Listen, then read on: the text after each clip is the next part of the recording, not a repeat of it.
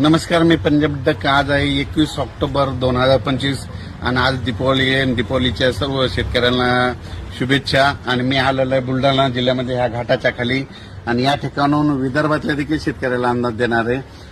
विदर्भामध्ये समजा बुलढाणा जिल्ह्यामध्ये असल्यामुळं बुलढाण्याकडे मात्र 23, 24, 25 तारखेच्या दरम्यान भाग बदलत पाऊस पडणार आहे, म्हणून बुलढाणा जिल्ह्यातील शेतकऱ्यांनी अंदाज लक्षात घ्यायचा. मग राज्यात काय परिस्थिती राहणार आहे, तर राज्यात देखील समजा 22 तारखेपासून उद्यापासून 22 तारखेपासून ते 27 तारखेच्या दरम्यान राज्यात विखुरलेल्या स्वरूपाचा पाऊस पडणार आहे, भाग बदलत पडणार आहे. म्हणून हा राज्यातल्या सर्व शेतकऱ्यांनी अंदाज लक्षात घ्यायचा. जे 22 ऑक्टोबर पासून ते 27 ऑक्टोबरचा जे पाऊस पडणार आहे ते मात्र सगळ्यात जास्त मराठवाडा आणि पश्चिम महाराष्ट्राकडे तिकडे जास्त पडणार आहे. मग सांगायचं झालं तर नांदेड जिल्हा झालं, लातूर जिल्हा झालं, हिंगोली जिल्हा झालं, यवतमाळ जिल्हा झालं, वाशिम जिल्हा झालं, परभणी जिल्हा झालं, बीड जिल्हा झालं, धाराशिव जिल्हा झालं, जालना जिल्हा झालं, सोलापूर जिल्हा, सांगली, सातारा, कोल्हापूर, त्याच्यानंतर अहिल्यानगर, पुणे ह्या पट्ट्यात मला जरा जास्त प्रमाण राहणार आहे, म्हणून हा अंदाज लक्षात येतात. म्हणजे राज्यातलं सांगायचं झालं तर 22 ऑक्टोबर पासून ते 27 ऑक्टोबरच्या दरम्यान भाग बदलत विखुरलेला पाऊस पडणार आहे, सर्वदूर पडणार नाही, म्हणून हा अंदाज लक्षात यायचा. या पावसामध्ये विजेचं प्रमाण जास्त असणार आहे. माझ्या शेतकऱ्याला विनंती, विजा कडकडत असताना झाडाखाली थांबू नका. या पावसामध्ये विजेचं प्रमाण जास्त आहे. तर राज्यातल्या सर्व शेतकऱ्याला सांगू इच्छितो की राज्यामध्ये 22 तारखेपासून आपण जिल्ह्यावाईज सांगू. तर सुरुवातीला काय होणार, नांदेड जिल्ह्यातल्या शेतकऱ्यांनी अंदाज लक्षात द्यायचा.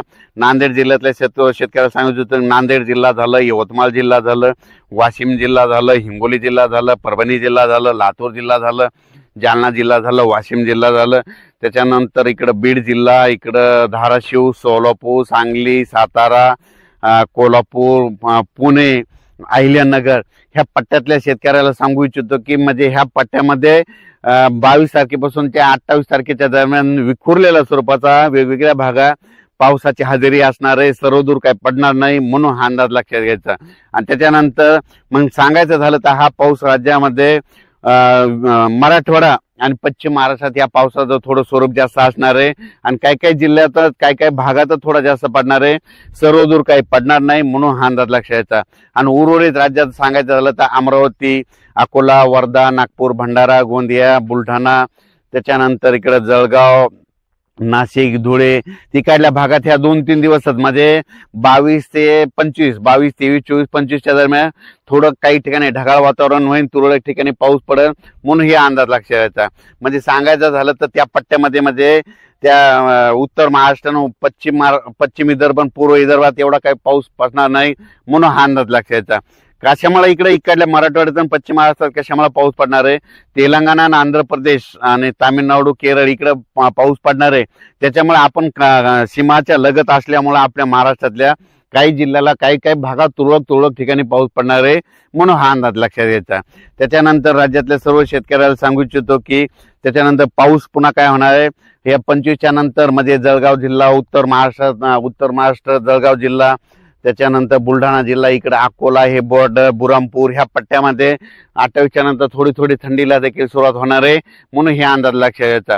पण राज्यात मात्र भाग बदलत विखुरलेला स्वरूपाचा पाऊस 22 तारखेपासून ते 28 तारखेच्या दरम्यान वेगवेगळ्या भागात असणार आहे, सर्वदूर काही पडणार नाही, म्हणून हा अंदाज लक्षात घ्यायचा.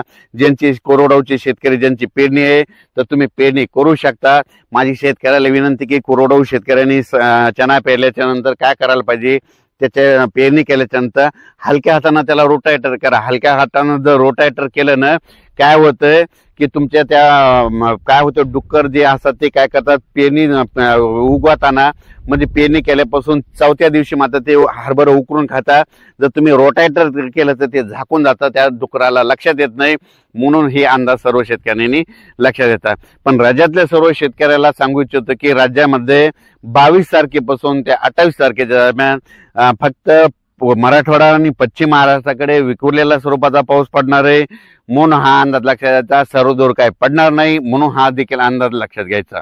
राज्यातल्या शेतकऱ्याला परत सांगतो की राज्यात 22 ते 28च्या दरम्यानचा पाऊस सर्वदूर काही पडणार नाही, म्हणून हा अंदाज सर्व शेतकऱ्यांनी लक्षात घ्यायचा.